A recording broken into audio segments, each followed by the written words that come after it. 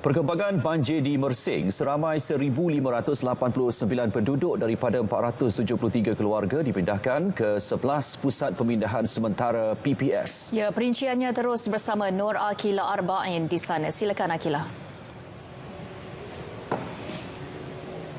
Baik, terima kasih Syaril. Saya kini berada di PPS Sekolah Kebangsaan Seri Mersing yang merupakan salah sebuah PPS yang dibuka di daerah ini yang menempatkan penduduk terjejas banjir.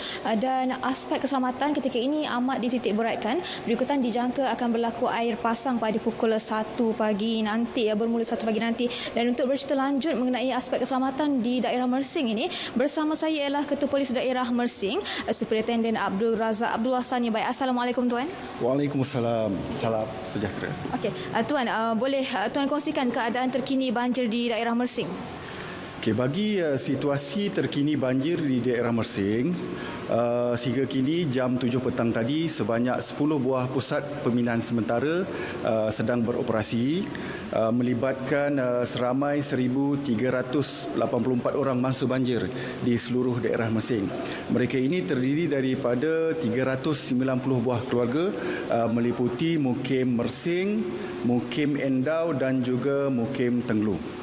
Untuk makluman juga, sebuah PPS telah ditutup iaitu di Kompleks Taman Negara Endau Rompin, melibatkan keluarga orang asli berjumlah seramai 283 orang. Difahamkan ada beberapa jalan yang ditutup akibat dinaiki air, dan boleh Tuan kongsikan apa jalan-jalan tersebut dan apa risikonya kepada pengguna jalan raya sekiranya mereka masih berdegil untuk melalui jalan yang telah pun ditutup itu? Ya, di Mersing kita ada 8 buah jalan yang berisiko untuk dinaiki air. Sehingga jam 6 petang tadi hanya sebuah jalan sahaja yang masih dinaiki air dan tidak boleh dilalui oleh mana-mana kenderaan, iaitu jalan di Tanah Abang, yang mana jalan ini menuju ke kawasan perkampungan orang asli dan juga kawasan pertanian. Nasihat saya, kita sentiasa peka dengan keadaan air semasa dan mendapatkan maklumat yang tepat dari pihak berkuasa tentang jalan-jalan yang boleh dilalui ataupun tidak. Baik Tuan, pagi tadi Ketua Polis Johor Datuk Kamruzaman Mamat ada memaklumkan rondaan di kawasan kediaman yang ditinggalkan oleh penduduk kerana mereka berpindah ke PPS ditingkatkan supaya rumah ini tidak diceroboh. Jadi apa respon Tuan terhadap perkara tersebut? Ya, pihak Ibu Pejabat Polis Daerah Mersing mengambil serius tentang perkara ini, iaitu keselamatan rumah mangsa-mangsa banjir yang ditinggalkan.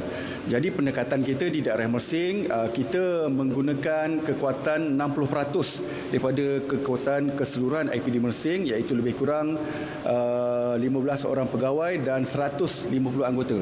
Kita fokus kepada 20 buah kampung yang terjejas dengan bencana banjir, di mana rondaan berkala ataupun penugasan statik di lapangan akan dibuat di 20 buah kampung ini untuk memastikan rumah mereka sentiasa berada dalam keadaan selamat walaupun ditinggalkan.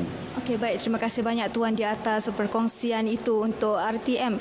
Baik, itu saja dari Mersing setakat ini untuk malam ini. Sekarang kita nak tahu perkembangan banjir di Segamat. Kita terus saja kepada rakan tugas di Segamat, Muhammad Ashraf Ishak di sana. Silakan Ashraf.